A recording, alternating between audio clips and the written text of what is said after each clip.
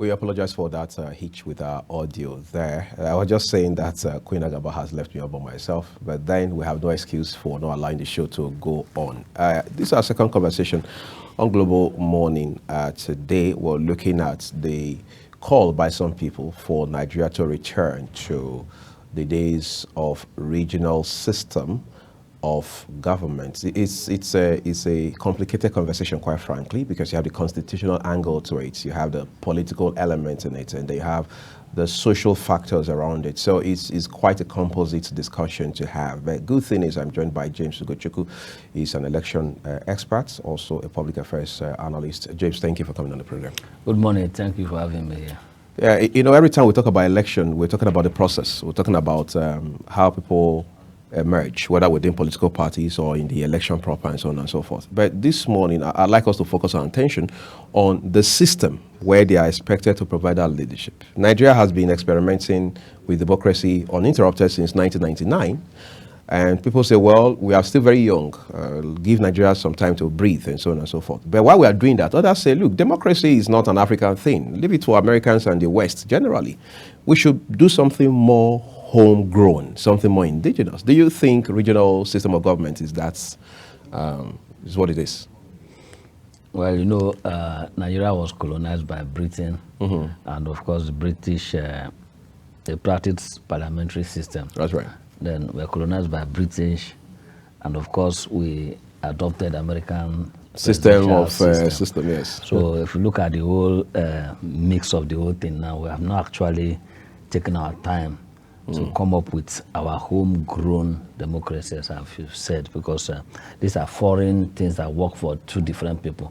British have been practicing theirs for donkey years. Same thing with America, and it's working for them. Now, for us to, you know, be colonized by British and borrowing something from America shows that we are not ready to actually move in our own trajectory. Because if we took our time to come up with our homegrown style of democracy, it will help us a lot. And of course, in some states, they do practice it, and it's what we call a rotational system. The way Nigeria is configured now, it has not been working in terms of power sharing. You know, what we have in Nigeria is winners take it all. You know, when somebody is in power, the person gets absolute power. The person can afford to appoint only his tribal people, like the way Buhari did during his administration. People cried out the way he was only appointing people to of his own ethnic extraction, ethnic extraction and all that to his own this thing. Right. Same thing, they are even accusing the present government and all that. So when we have such system in place, I think the best thing that works is this rotational system. Rotational in the sense that if it's a case of now winner takes it all, then let it be rotational, so that when it's you wait for your turn. When it's your turn, you take everything off. Because we've not demonstrated that we have that liberality of Americans or British. Because in Britain, for instance, the British Prime Minister now is an Indian. It cannot happen in Nigeria. Raised in Africa. It was even raised in Africa, so it cannot happen in Nigeria. This is a Nigerian that if a man is from a different state, let's say even a neighboring state, right, in the same region, you can't even hold elective or appointive position in that state. There's very few governors that are appointing people from different states. Some governors that are liberal to a large extent. So that system of leadership that we see in Britain, we are still very far from it. Same thing with America. We had an Obama, you know, somebody of African descent becoming president of America. The most powerful country in the world. Powerful country in the world. So we are yet to mature to that level. So now maybe it's something that our children will practice in the future, but now we should work with the one that works with us, which work for us, which is rotational presidency. We have Nigeria largely divided into north and south. Right. In the north we have 3 regions. In the south we have 3 regions. So if we have a formula that will rotate the presidency from north to south every year, in fact, in the national confab, such recommendation was made. Right. You understand? Let us have a power sharing formula. 4 years in the north, 4 years in the south. But the political party we have today, now they know it. They were part of the people that had that conversation in the national And even reached an agreement. and reach an agreement, but for them to implement it is a big issue. So if the political party can go a step ahead to put it in their manifesto, all the political parties now, because we have IPAC, Right. IPAC sees the whole political party. So if you can have it written that, okay, now that we have a president from the south, the next one is going to be the north, the next one should be the south. It will create some similitude of a balanced system. Everybody will feel this sense of belonging. Then in the south and north shift now, we have northwest, north central, That's right. northeast. So if northeast went for power this time around, then the second one should be north central, the next one should be Northwest. northwest. The same thing in the south. If southwest is there, the next one should be southeast, the next one should be South-south. south. So if we have this balance, everybody will be waiting for their turn. But people say, look, you can have that balance in theory, in principle, and everybody will agree or seem to agree. But politicians who come with their selfish parochial interests will disrupt that same system. Well, not when we have it enshrined in the Constitution. For instance, now we have some political leaders or rulers, as I may call them. They are more or less like rulers and leaders. That if not because of the Constitution, they want to remain in power forever. Right. But because of the Constitution now, you see that after 4 years, they don't have any option that to start packing their... The best they can do is to support a preferred candidate. Preferred candidate, or bring a stooge to replace them. Somebody that will not probe them when they're out of office. But if we have this rotational system enshrined in the Constitution, it's constitutional, passed by the Act of the National Assembly and assented to by the President, I don't think any person can alter that. But the politician or the political class or some of them that don't really mean well for Nigeria will see this kind of provision and they will be, jettisoning it for something that is bringing more problem for us as we have in Nigeria now. Because every political era now wastes so much money trying to campaign, try to pick somebody from one district. Right. In fact, in Nigeria, we waste an average of almost 2 years trying to pick a leader.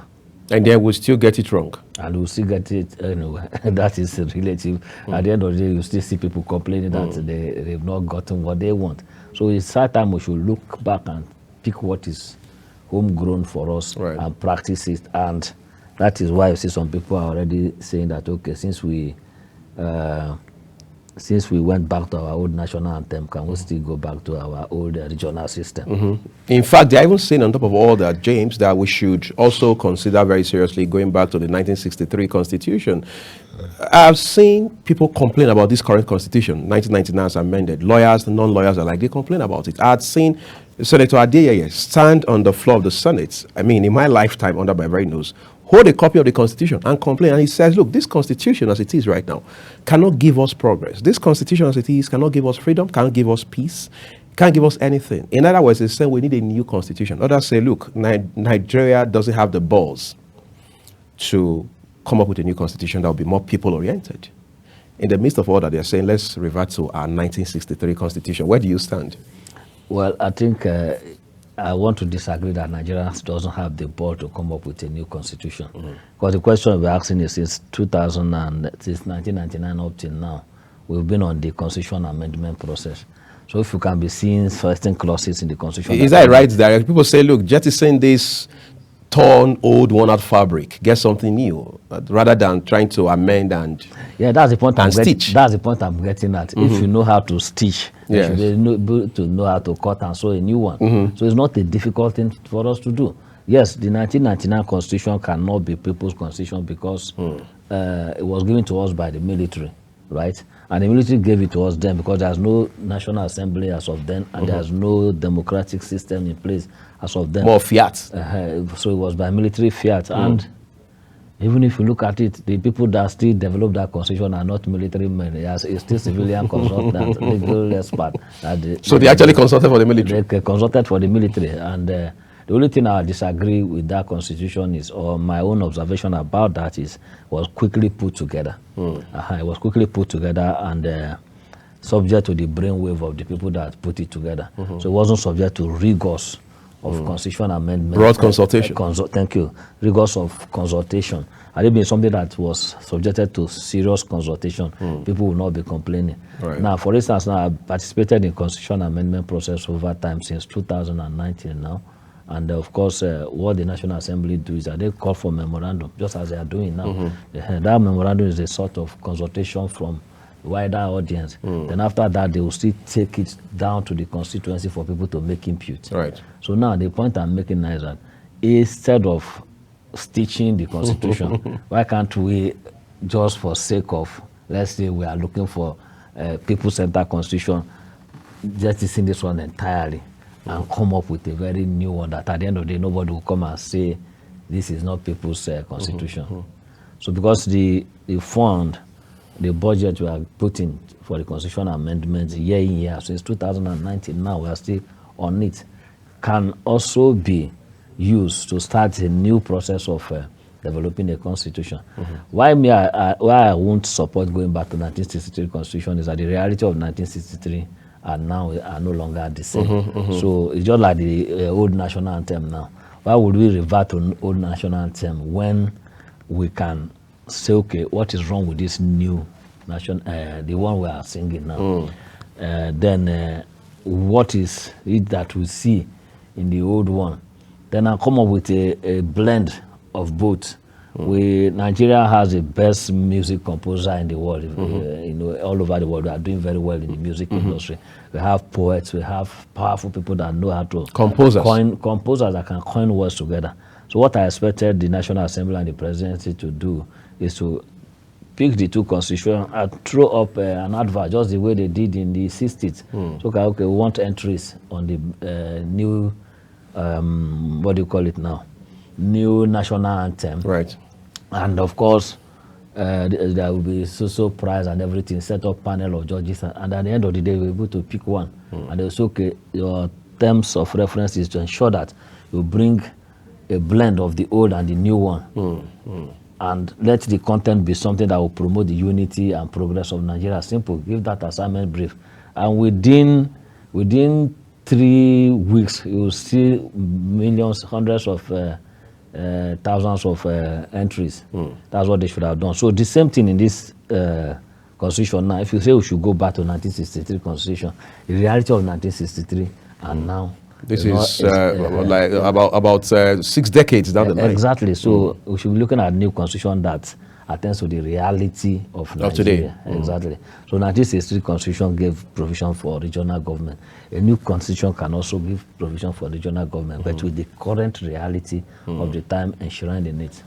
You know, there's this bill which we're now hearing that actually got leaked, which again the Senate and National Assembly has denied being aware of, a bill seeking this regional system and so on and so forth. But that's not my destination. I want to talk about how that it's been 1 decade exactly since the confab reports came out. We know how much Nigeria spent. We may not have exact handle on the figure, but we know it cost us a lot under former President Goodluck Jonathan to put that together. As a matter of fact, they even had to extend for another 1 month after the initial 90 days that they had agreed. It cost us a lot of money. And people thought that report would be a game changer for this country, politically, economically, socially, and otherwise. But till today, all we hear is that it's gathering dust somewhere in Aso Rock Villa. However, just this year, a few months ago, the president woke up and he told Nigerians we have to go back to the Oronsaye reports. Do you share the sentiment that the report of the confab of 2014 can bring about drastic turnaround for Nigeria? Of course, if you look at the report of that, the confab is another widely consulted exercise. Different people from the both traditional religious leaders, regional leaders, civil society. It was a mix of potpourri of best brain in Nigeria that came up with that. So to having used people's time to that extent, and you think the best thing to do is to keep the report to be gathering dot is just being unfair to the people, and of course unfair to the Nigerian people. So that report and every content of the whole exercise is still something we can put to use today. So now, since we have a president that looks backward to pick solution, I think we should be looking at picking that confirm report, because it's rich. In fact, this old national anthem now, part of the recommendation is that we should revert back to the old national anthem. So I don't know if that was what inspired the president to say, let's go back. Let's go back to that. So there's still other provision of the report, such as restructuring, you understand, such as this power sharing formula now that I've told you and all that. So there are beautiful provisions and recommendations of that report that can be implemented by the present administration. And of course, we all agreed when that confab was going on. So we should also agree with the recommendation. Good Lord Jonathan didn't implement it because he maybe got himself busy with 2015 election. 2015 election. Because had it been implemented, it won't be where we are now. That Oronsaye report now has been left gathering dust for a long time now. And of course, this government said, okay, let us go back to that. So I don't know the level of implementation of Oronsaye report now, but the level of it is that we are talking about it. Well, I hope it's not going to just end up like that of Buhari now, because Buhari also issued directive that we should revert back to the Oronsaye report. So Tinubu asking us to go back to Oronsaye report is not enough. We should be able to implement it to the letter.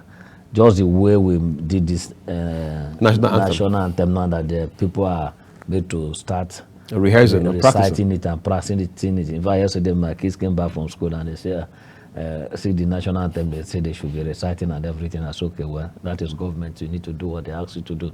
So that's it. So if you say we are going to implement anything, the government should see with the enforcement. So 2014 confab recommendation is very, very okay for Nigeria to move forward in terms of resetting the country to a new path. And if government wants to invoke it, they should ensure that this is carried to the letter and not just lip service. What I understand, James, is that from all of these conversations we're having about 1963 Constitution, let's go back to regional system of government, Oronsaye reports, confab of 2014 report, is all geared towards the conversation around restructuring. What is your idea of restructuring, given Nigeria as a case?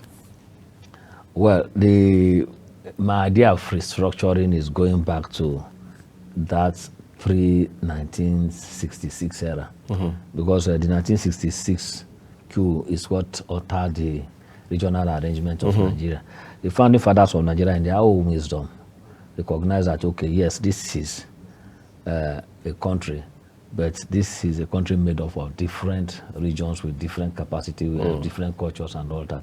The problem we're having in this country now is what the military imposed on us, trying to, bring every region into one unitary rule. And trying to do that now has caused a lot of conflict, has caused a lot of mistrust.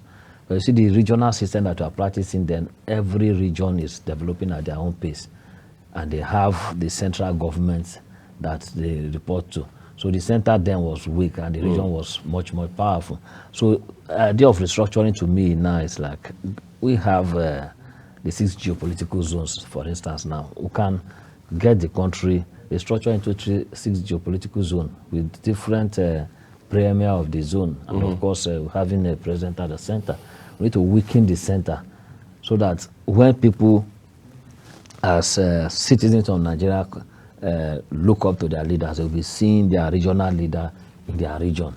If you're in South-South, for instance, now let's say the capital of South-South is in Port Harcourt or Calabar and everything, you can quickly go to Calabar or Port Harcourt to meet your regional leader than coming to Abuja.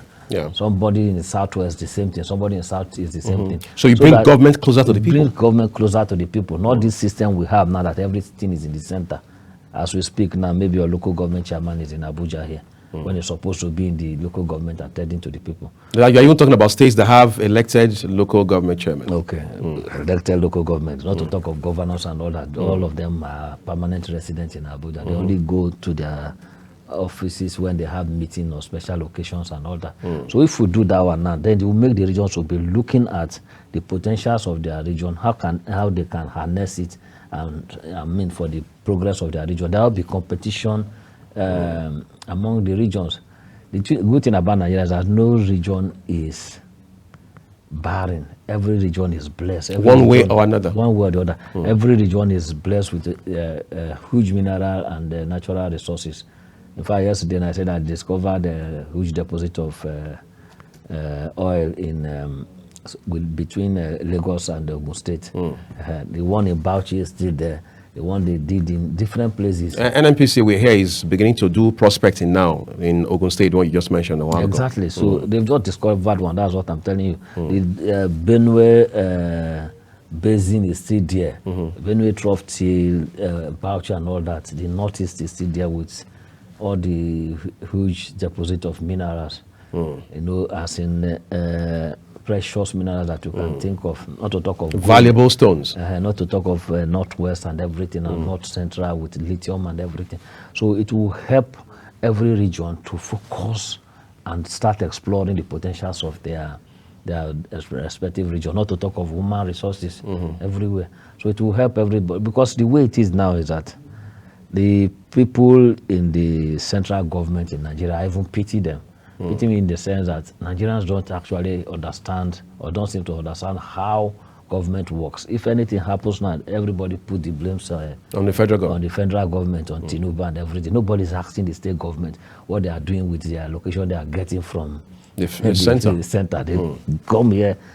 Okay, this is the 1st of June now. This last May, I'm sure they came and they collected the allocation. They go back to the state. Nobody's asking them what they are doing with it. Not to talk of senators representing them, House of Reps member, State House of Assembly member. Those ones are just simply sitting down, doing nothing but. Everybody will keep on shouting, Tinubu, Tinubu, Tinubu. So by the time we, restructure the system like this, now you now know that this is your regional head. Then you now know that you can go to the person's office and of course demand for accountability of what he's doing with this thing. Right. The person will not have any what do you call opportunity now to run to Abuja and abandon everybody. He will sit with the people, face the people, and of course fix their problem. On a final note, there's the argument by some school of thought that one of, the bane of Nigeria's problem, socio-economic, is oil. They say oil has become more of a curse for us than it should be a blessing that God actually had made it to be. How do we make the most of oil, unite the country, provide forward-looking governance and leadership for the people, and still achieve our aim as a nationality? Well, it's for us to go the way of the oil-producing countries in the Middle East. You look at the UAE, the Saudi Arabia and everything. They run their economy on the petrodollar. Right. So, and our oil deposit is even one of the best, Brent crude and all that, is one of the most sourceful in the world. And of course, as we speak now, as the world is transitioning to new energy and all that, we need to do what we need to do fast, make the best use of oil before it becomes useless under us. Right. I understand. So, the Petroleum Industry Act should be implemented to the letter. You understand? Should be looking at ensuring that our refineries are working. By the time our refineries are working, we have, let's say, in each region we have a refinery. It's possible for government to do that. Each region has a refinery, and we start having energy at a very affordable price. You see that all these problems that we are complaining about, the country will start, getting solved by themselves. And the proper accountability about the exploration and about the sale and other economics that surround the oil industry, transparency in order, not the type we have NNPC not remitting any money for to years. federal government for years and everything. All those things should stop. By the time we have a serious government that ensure that all this money are being put in place, of course Nigeria will have every reason to say that yes, we are a producing country, and of course we are enjoying the proceeds from this oil. James Ogochukwu, I'd like to appreciate you for your time on you so Global much. Morning. That's what we're leaving it, everyone. We want to say a big thank you to you for watching, but remember that the views of our guests are their opinions. On behalf of the entire production team here at Global Television, Abuja, we say thank you. Up next at the top of the hour is Talk Sports with Anthony Momodu, the king of sports. So we'll see you again.